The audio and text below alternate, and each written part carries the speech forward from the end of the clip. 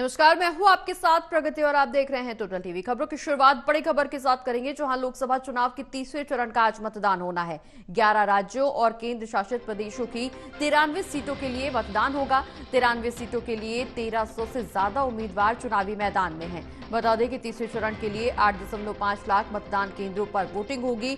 17.24 करोड़ मतदाता अपने मताधिकार का इस दौरान इस्तेमाल करेंगे। सुबह 7 बजे से शाम 6 बजे तक वोटिंग प्रक्रिया जारी रहेगी। इस बीच प्रधानमंत्री नरेंद्र मोदी और अमित शाह अहमदाबाद में वोटिंग करने पहुंचेंगे। दिग्गज नेताओं की किस्मत का फैसला होना है। गृह मंत्री अमित शाह गांधीनगर से चुनावी मैदान में हैं, वहीं ज्योतिरादित्य सिंधिया गुना से चुनावी मैदान में हैं। मनसुख मांडविया पोरबंदर सीट से चुनावी मैदान में हैं। 93 सीटों से के लिए 1300 से ज्यादा उम्मीदवार चुनावी मैदान में हैं। बता दें कि तीसरे चरण के लिए लगभग 8.5 लाख मतदाता अपने मताधिकार का इस्तेमाल करेंगे।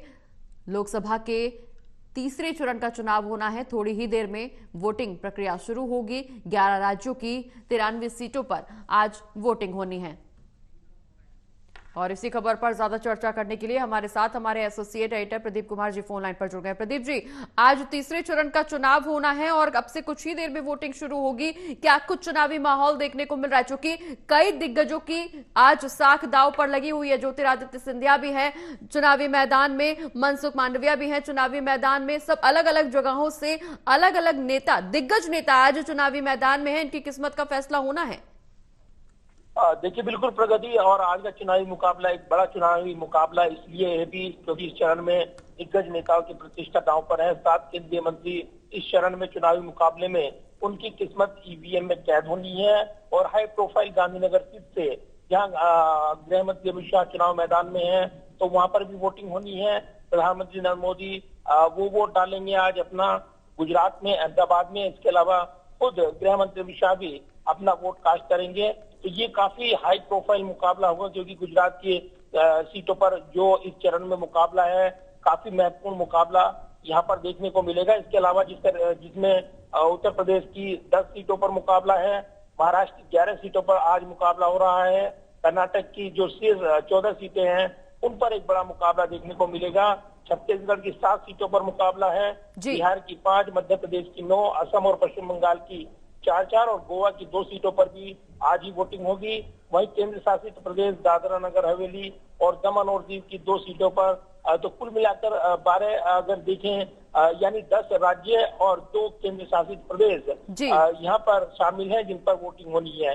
और निश्चित तौर पर ये काफी महत्वपूर्ण मुकाबला इस लिहाज से, क्योंकि न सिर्फ 7 केंद्रीय मंत्री इस चुनावी मुकाबले में, बल्कि कई विपक्षी नेता, दिग्गज नेता भी इस चरण के मुकाबले में उनकी सीटों पर मुकाबला होगा। तो पूरी तैयारी की है चुनाव आयोग ने और एक बड़ा मुकाबला आज यहाँ पर देखने को मिलेगा। बिल्कुल, चुनाव आयोग की तरफ से प्रदीप जी काफी कुछ खास तैयारियां की गई। खास बात यह भी है कि आज प्रधानमंत्री नरेंद्र मोदी और अमित शाह अहमदाबाद में वोटिंग करने पहुंचेंगे, क्योंकि कई दिग्गज नेताओं की किस्मत का फैसला होना है। अमित शाह भी गांधीनगर से चुनावी मैदान में है। गांधीनगर अगर माना जाए तो कहीं ना कहीं बीजेपी का गढ़ है और यही वजह है कि शायद बीजेपी ने सोच समझ के अमित शाह को गांधीनगर से चुनावी मैदान में उतारा है। गांधीनगर का मुकाबला कितना दिलचस्प होने वाला है और भी सीटों को लेकर के चर्चा करेंगे, लेकिन फिलहाल शुरुआत गांधीनगर से करते हैं। देखिए, बिल्कुल। और जिस तरीके से ये चुनावी मुकाबला और गांधीनगर सीट जो परंपरागत सीट रही है बीजेपी की, कई हाई प्रोफाइल शख्सियत यहाँ पर इस गांधीनगर सीट से मुकाबला लड़ती रही हैं। और पूर्व उप प्रधानमंत्री जो लाल कृष्ण आडवाणी वो भी यहाँ से सांसद रहे हैं। इसके बाद उनका प्रतिनिधित्व उत्तराधिकार अगर देखें तो अमित शाह वो कर रहे हैं और गांधीनगर सीट से वो मुकाबले जीते हैं। आज फिर मुकाबले में वो यहाँ पर चुनावी मैदान में हैं। इसके अलावा जो गुजरात की बाकी सीटें हैं उन पर भी आज इस चरण में वोटिंग होनी है। तो गृह राज्य है प्रधानमंत्री नरेंद्र मोदी, गृह मंत्री अमित शाह का। और गुजरात में जिस तरीके से विकास का मॉडल और जिस तरीके से उसके जरिए केंद्र की सत्ता तक पहुंचे हैं, पीएम मोदी बने हैं प्रधानमंत्री नरेंद्र मोदी, तो ये जरूर ये है कि गुजरात का मॉडल और इसको लेकर विशेष चर्चा होती है। लिहाजा गुजरात के इस चरण में और गांधीनगर सीट के इस मुकाबले पर तमाम निगाहें रहने वाली हैं। निश्चित तौर पर एक बड़ा मुकाबला इस चरण में इस सीट पर देखने को मिलेगा। बिल्कुल प्रदीप जी, 11 राज्यों की चूंकि 93 सीटों पर वोटिंग होनी है। इन 11 राज्यों में कई ऐसे राज्य हैं जहां पर बीजेपी की सरकार है, लेकिन कई ऐसे राज्य हैं जहां बीजेपी को कड़ी चुनौती का सामना करना पड़ सकता है। ऐसे में बीजेपी कितनी तैयार है? क्योंकि चुनावी मैदान में हम खासकर जिक्र कर रहे हैं तमाम बड़े दिग्गज नेता का, चाहे ज्योतिरादित्य सिंधिया हो, चाहे मनसुख मांडविया हो, चाहे अमित शाह हो। ये तमाम वो चेहरे हैं जिन पर जनता की निगाहें टिकी हुई हैं, जनता को काफी विश्वास भी है, चाहे वो बीजेपी की बात हो, चाहे कांग्रेस की बात हो, चाहे अन्य राजनीतिक दलों की बात हो। लेकिन चर्चा यहां पर इसलिए भी जरूरी हो जाती है नेताओं के चेहरों को लेकर के, क्योंकि जनता का सीधा कनेक्शन भी इनसे कहीं ना कहीं देखने को मिलता है। चूंकि प्रधानमंत्री नरेंद्र मोदी भी वोट करने पहुंचेंगे, हालांकि वोटिंग को लेकर के लगातार अपील भी यही की जा रही है कि ज्यादा से ज्यादा आगे आए लोग और मतदान करें, जागरूकता अभियान भी चलाया जा रहा है। ऐसे में ये चुनावी मुकाबला कितना दिलचस्प होने वाला है बीजेपी के लिए, चूंकि कई राज्यों में बीजेपी की सरकार है, और कितना चुनौतीपूर्ण है उन राज्यों में जहां बीजेपी की सरकार नहीं है? देखिए, बिल्कुल ताजा अपडेट ये है कि वोटिंग शुरू हो गई है और निश्चित तौर पर जिस तरीके से आपने जिक्र किया है राज्यों का और उस समीकरण का, निश्चित तौर पर एक बड़ा मुकाबला बनकर ये उभर रहा है। जिस तरीके से केंद्र के मंत्री, कैबिनेट मंत्री, राज्य मंत्री अगर कुल मिलाकर देखें तो करीब 10 सीटें हैं जो हॉट सीटें मानी जा रही हैं, जिसमें गृह मंत्री अमित शाह की सीट, गांधीनगर सीट, इसके अलावा ज्योतिरादित्य सिंधिया, मनसुख मांडविया, नारायण राणे, एसपी सिंह बघेल, श्रीपद यशो नाइक, उनका मुकाबला इसी चरण में हो रहा है। पुरुषोत्तम रूपाला, जिनका बयान काफी चर्चित हुआ था राजपूत समुदाय को लेकर, और उसके बाद एक विरोध प्रदर्शन देखने को मिला था, उनकी भी सीट पर इसी चरण में मुकाबला है। इसके अलावा राज्य मंत्री है देवी सिंह चौहान, उनका मुकाबला इसी चरण में है। भगवंत खुंबा जो कि केंद्रीय राज्य मंत्री हैं, बिदर सीट से लड़ रही हैं, उनका भी मुकाबला इसी सीट पर है। प्रहलाद जोशी केंद्रीय मंत्री है, धारवाड़ सीट से चुनावी मुकाबले पर, वो भी इसी चरण में मुकाबला है। इसके अलावा दिग्विजय सिंह जो राजगढ़ से चुनाव लड़ रहे हैं मध्य प्रदेश में, वो इसी चरण में मुकाबले में। तो निश्चित तौर पर कई दिग्गज नेताओं के साथ साथ विपक्षी नेताओं की प्रतिष्ठा भी इस चरण में चुनावी मुकाबले में दांव पर रहेगी।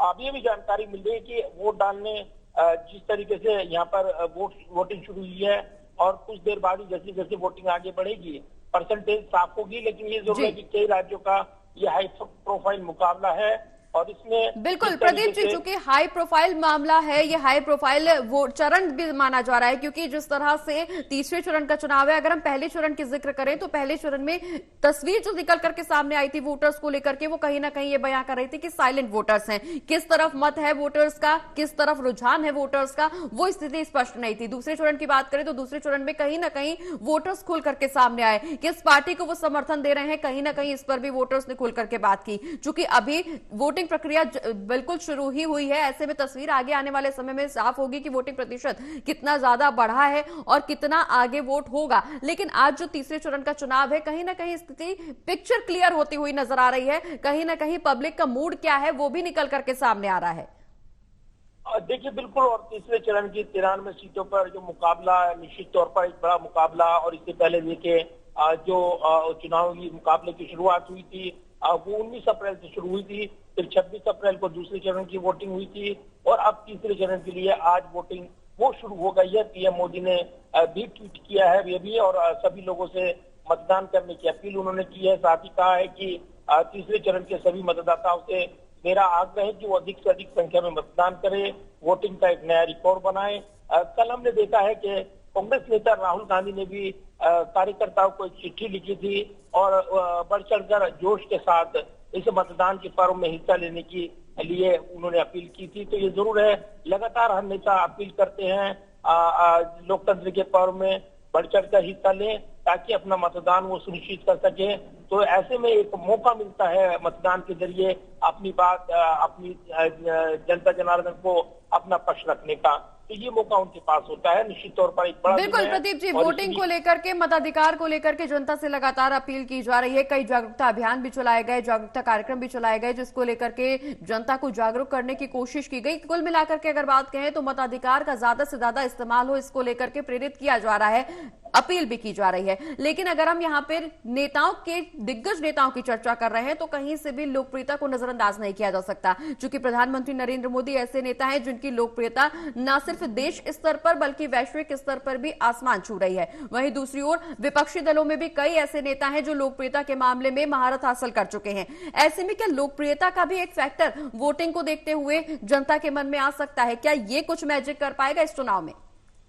देखिए, साल 2014 के मुकाबले की बात करें और मोदी लहर की बात करें और वो 2019 में बरकरार रही, और जैसे जैसे अब 2024 का मुकाबला है तो समीकरण बदले हुए हैं। पहले दूसरे चरण के मुकाबले की बात, अलग अलग चर्चाएं देखने को मिली हैं। तीसरे चरण की सबसे बड़ी खास बात यह है कि इस चरण में यहाँ पर रुख तय हो जाएगा।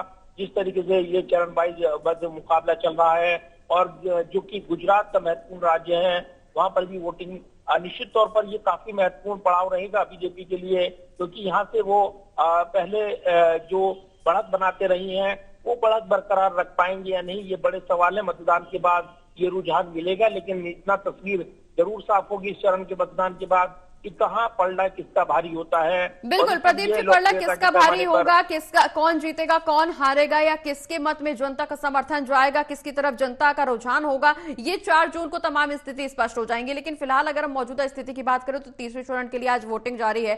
11 राज्यों की 93 सीटों पर वोटिंग है। कई दिग्गजों की साख दांव पर लगी हुई है। लेकिन अगर हम ऐसे में जब लोकप्रियता की बात कर रहे हैं तो जुबानी जंग को भी पीछे नहीं कर सकते। हाल ही के अगर हम समीकरण की बात करें तो राजनीतिक उतार चढ़ाव राजधानी दिल्ली से लेकर के तमाम राज्यों की अगर हम बात कर ले तो राजनीतिक उतार चढ़ाव चरम पर देखने को मिले हैं, और इस बीच जुबानी जंग भी भरपूर नजर आई है। देखिए, बिल्कुल, और जुबानी जंग की बात करें तो लगातार जहां ओबीसी कोटा और इसके अलावा एससी कोटा ये खत्म कर दिया जाएगा, संविधान बचाने की लड़ाई है। विपक्ष की ओर से ये आवाज जोर शोर से उठाई गई है। इसके अलावा कोटा बढ़ाया जाएगा 50%। राहुल गांधी ने ये भी चुनावी जनसभाओं में बोला है। और इसी के साथ एक बड़ा मुकाबला दूसरी तरफ अगर देखें बीजेपी, प्रधानमंत्री मोदी के बयान और मुस्लिम आरक्षण को लेकर जिस तरीके से उन्होंने हमलावर रुख अपनाया, और मुकाबला एक दूसरी तरफ चुनाव आयोग में भी लड़ा गया, जहां पर एक दूसरे के खिलाफ शिकायतों के अंबार लगाए गए। तो ये जरूर है कि आज उनकी परीक्षा का दिन है, और इस लिहाज से क्योंकि तीसरे चरण के इस मुकाबले में तमाम उतार चढ़ाव आने बाकी है, तो ये मुकाबला निश्चित तौर पर एक न सिर्फ ये इसकी बानगी दिखाने वाला है कि किस ओर जाएगा, बल्कि ये भी तस्वीर साफ करेगा कि इस चरण में किस तरीके से मतदान का पैटर्न और वो देखने को मिलेगा। और इसीलिए इसको लेकर तमाम चर्चाएं हैं। तो लोकप्रियता के पैमाने पर निश्चित तौर पर प्रधानमंत्री नरेंद्र मोदी और उनकी जो प्रतिष्ठा वो दांव पर है, और इस पैमाने पर इस चरण में कई बड़े सवाल जो हैं वो सुलझने बाकी हैं। तो फिलहाल जैसे मतदान शुरू हुआ है और इसी के साथ जो तस्वीर बनकर उभरेगी वो कहीं ना कहीं बयान करेगी इस तीसरे चरण के मुकाबले को, वो किस ओर जाता हुआ नजर आएगा। बिल्कुल, किस ओर जाएगा तीसरे चरण का चुनाव, ये देखने वाली बात होगी प्रदीप जी। लेकिन इस बीच चुनाव आयोग की चर्चा कर ले तो चुनाव आयोग की तरफ से भी इंतजाम काफी पुख्ता रखे गए हैं। खास बात यह है कि इन तीनों चरणों में जो अभी तक संपन्न हुए हैं, आज तीसरे चरण का चुनाव है, इसको लेकर के चुनाव आयोग ने इंतजाम पुख्ता किए हैं।